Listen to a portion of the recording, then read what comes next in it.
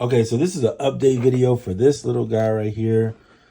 I still think it's pronounced TobenOne. That's what I'm gonna call it at least. Yesterday I did the video and I talked about the one thing that I couldn't stand about it, which primarily had to do with the ability to, or lack of ability, I should say, to run your audio interface through it. Well, that is not true. I shout out to iPad Beat Making for helping me with this, but one of the things I needed to do was just restart the thing. For some reason with the iPad, it doesn't immediately recognize it, but a lot of stuff you have to just restart if you have that problem. So I was able to restart, plug it in. It's not powering this device. This device is powered by a battery that I'm using the mixer face. You guys see that in the camera, right? Or the squeaky chair powers everybody. So it has its own battery. It is rechargeable. That's what this little cable guy here is for. I usually plug a battery into it. However, right now I'm just running it this way just to show you that it works. Now I have, they do not actually recommend this working. On their support team keeps emailing me saying that they don't recommend audio through it. Okay, but it does work. And if you want to use one of these little connector piece adapters for headphones, that works too. I haven't had any issues so far. So I'm going to continue to use it. I'm going to keep it. At first I was thinking about returning it because I was like, well, that was kind of my purpose, was to get it to pass audio through and into it. So just to show you that it works, I pulled out the record player. Now to keep myself from getting copyright strike, I'm just going to play a quick sample in here, but it's going to be very minimal. So I'm just armor pad, drop the needle.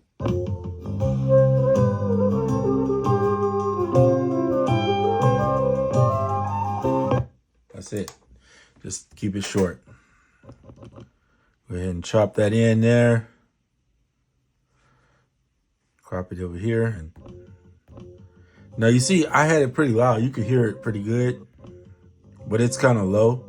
So my method to the madness, there's two ways you can do it. I'm going to make a second copy so I can show you both ways. Actually, I'll make a third copy. So the first way I like to do it is just stack them until you get the volume you desire. Keep going if you want to keep going.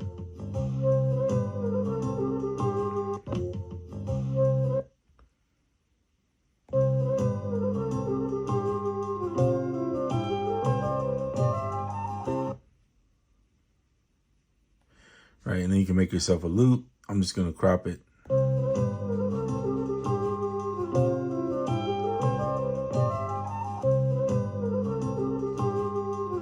Anyway, that's not a great loop, but I'm just showing you.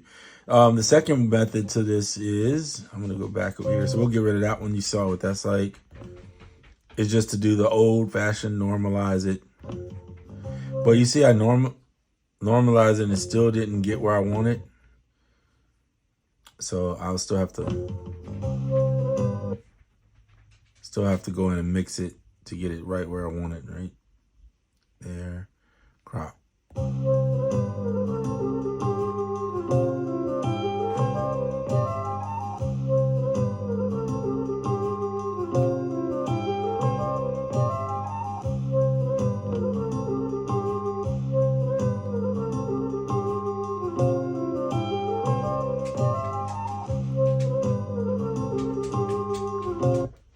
So just that easy, it works. You can see my mouse. I'm using my hands because I'm on the iPhone recording straight to the iPad. I'm not using a screen recorder. Otherwise, I'll be using this mouse from here out just to show you give you a better quality view of the screen.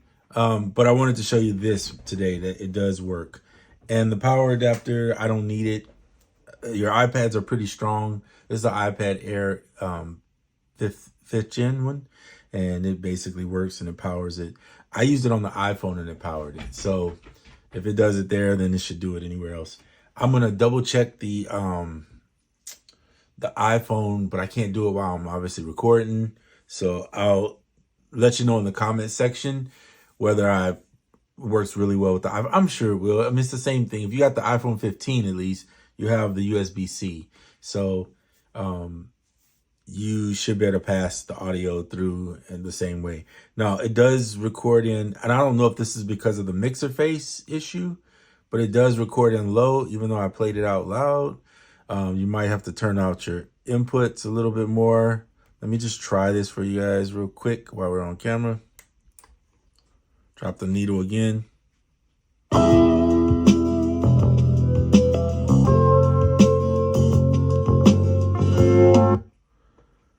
That's all we're doing because I don't want to get no copyright.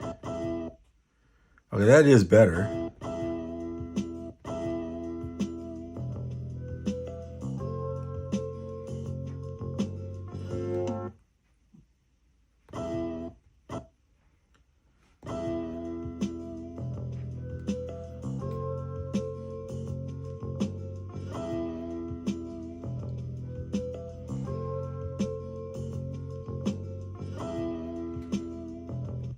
Let's see if we take.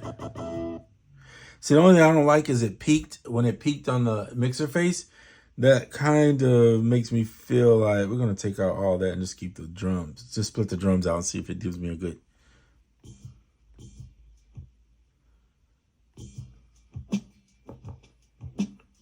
Okay, snare sound good.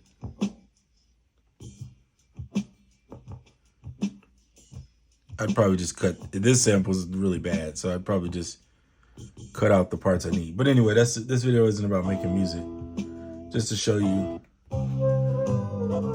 in my opinion, and I'm gonna say in my opinion here, I would rather not clip on this on the sound and just stack the samples because I don't want it to be sounding distorted. This one sounds to me extra distorted. I'd rather see how much cleaner that it sounds. I mean, still got the vinyl crackle because it's vinyl I'm sampling from, but you get the point. All right, that is it for this video. It does work through the I keep saying two. I'm gonna say TobenOne, probably TobenOne.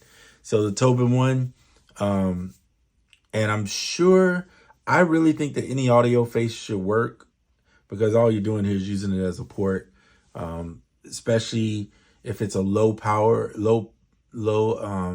like it doesn't require a lot of power. Like I think a lot of the arterial ones, probably the Focusrite ones, and those type of ones that don't require a ton of power should be able to work.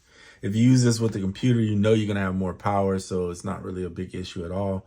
I'm thinking more of a person using the iPad or the iPhone to try to record. But what this does is, this is really why I got it, was because of the iPad, not because of the computer. I don't really need more ports for the computer, but this makes the iPad now have so much more ability because I can plug in the MIDI controller. I can plug in the audio interface. I can have it all plugged in and just use the iPad when I want to. And when I don't, then no big deal, right? You just unplug it and, you know, if you were going to record something in, technically you could just plug your interface directly into the iPad, do whatever you're going to do on the recording for the audio portion, and then unplug it and then plug your MIDI controller in and finish whatever. So you don't have to go this route, but I mean, for 30 bucks, you know, why not? Why not have the extra ports?